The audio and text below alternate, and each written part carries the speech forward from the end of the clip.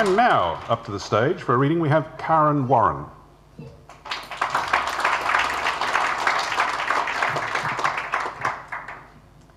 Okay, so my collection is called Through Splintered Walls, from the Melbourne Peak poem, Each Day I Live in a Glass Room, which goes, each day I live in a glass room, and unless I break it with the thrusting of my senses and pass through the splintered walls to the great landscape.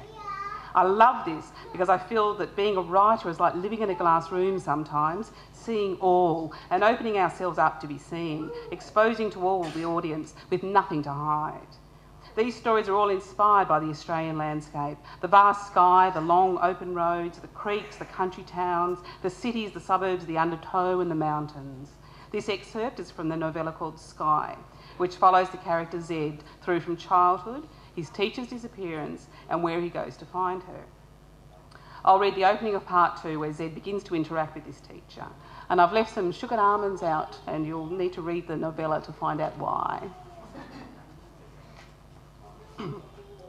Zed Barnes was the king of show and tell. His reign began well before Ms. Barnes took over the class.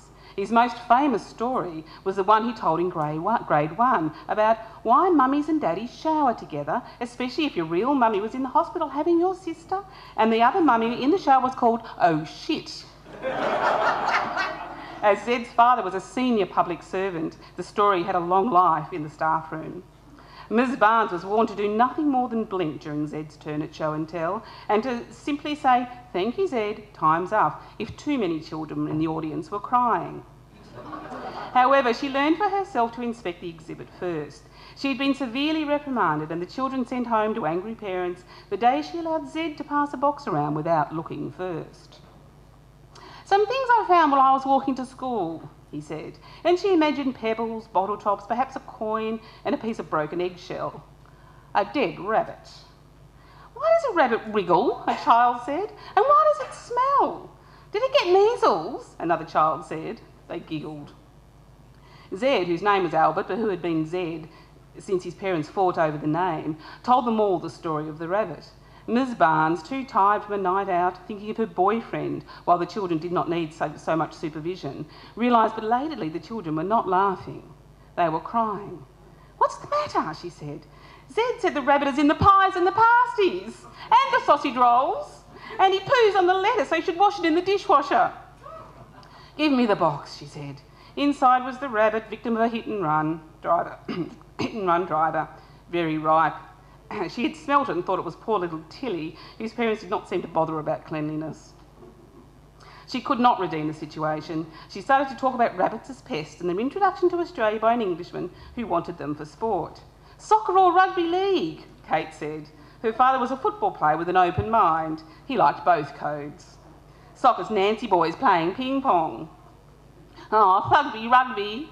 Miss Barnes despaired at the tiny mouths spouting adult, ancient nonsense arguments. It was no good asking them to think for themselves. Parents liked their children to support their views.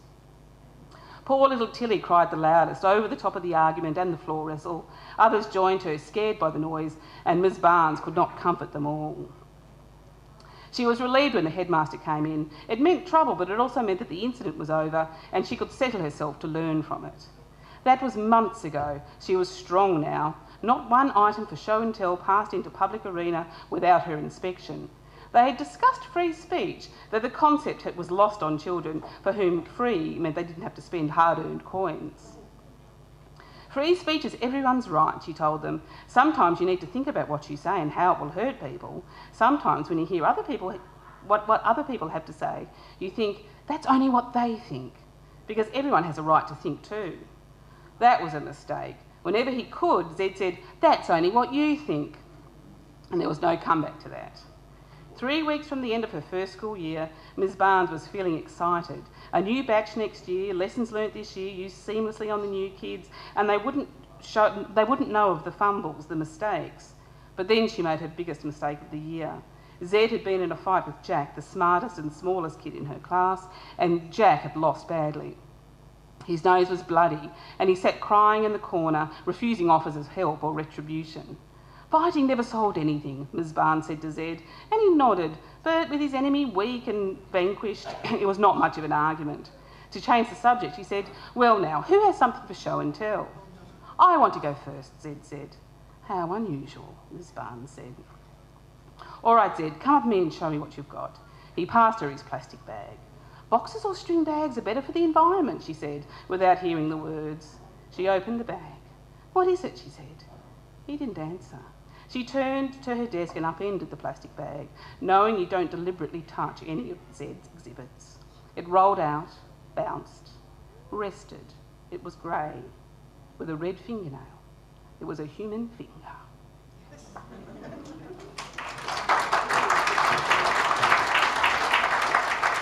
Thank you, Kaaron.